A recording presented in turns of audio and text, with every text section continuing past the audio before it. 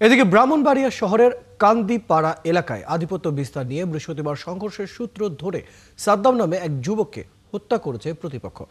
সদর মডেল থানার ভারপ্রাপ্ত কর্মকর্তা আজহারুল ইসলাম জানান, আধিপত্য বিস্তার নিয়ে কান্দিপাড়া এলাকায় লায়ন শাকিল গ্রুপ ও জেলা স্বেচ্ছাসেবক দলের আহ্বায়ক দেলোয়ার হোসেন দিলীপ গ্রুপের মধ্যে দীর্ঘদিনের বিরোধ ছিল।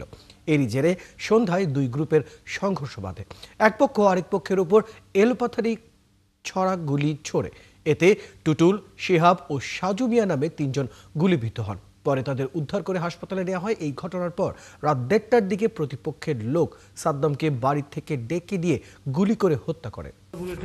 একজনের একটু প্রায় 20-30টার মতো আঘাত লাগছে, আরেকজন হচ্ছে 3-4টা। শর্ট টাইমের মধ্যে এটা বুঝতে পারবো যে আসলে কি নিয়ে তাদের মধ্যে দুই দ্বন্দ্বটা চলছে। তো আমরা এখানে আছি, আমরা সবকিছু খোঁজ খবর নিচ্ছি।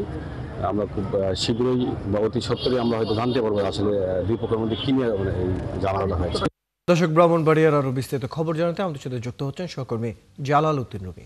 রুমি, এই মুহূর্তে সেখানকার পরিস্থিতি কেমন দেখছেন এবং এই পরিস্থিতি নিয়ন্ত্রণে আইন শৃঙ্খলা বাহিনী কি ধরনের পদক্ষেপ নিয়েছে বা নিচ্ছে, বিস্তারিত জানাবেন। সাদ্দামের বাড়িতে এখানে সাদ্দামের যে স্বজনরা কিন্তু স্বজন ও এলাকাবাসী কিন্তু এখানে ভিড় করছেন। তারা বলছেন যে আসলে এ ধরনের ঘটনা অনাকাঙ্ক্ষিত, দুটি পক্ষের মধ্যে বিরোধের জের ধরে তাকে কিন্তু গতকাল রাতে বাড়ি থেকে ডেকে নিয়ে হত্যা করা হয়েছে বলে তার সাদ্দামের বাবা আমাকে বলেছেন। তিনি বলেছেন তার ছেলেকে বাড়ি থেকে ডেকে নিয়ে তাকে নির্মমভাবে হত্যা করা গুলি করে নির্মমভাবে হত্যা করা হয়েছে। আপনি জানেন যে গতকাল কিন্তু সন্ধ্যায় কিন্তু দুটি পক্ষের মধ্যে কিন্তু গুলিবর্ষণের ঘটনা ঘটে। এতেও কিন্তু তিনজন গুলিবিদ্ধ সহ বেশ কয়েকজন আহত হয়। এই ঘটনার পরপর একই ঘটনাকে কেন্দ্র করে আবার রাত 10:30টার দিকে দ্বিতীয় দফা ধাওয়া পাল্টা দেওয়া এবং আক্রমণের ঘটনা ঘটে এবং এরই জের ধরে রাত 1:30টা থেকে 2টার কোন এক সময় এখানে তাকে বাড়ি থেকে ডেকে নিয়ে যায় বলে তার বাবা মুসলিমি আমাকে বলেছেন।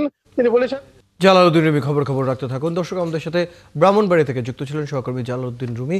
জানছিলাম সেখানকার যে আধিপত্য বিস্তারকে কেন্দ্র করে যে সংঘর্ষ হয়েছে সে বিষয়ে বিস্তারিত জানছিলাম।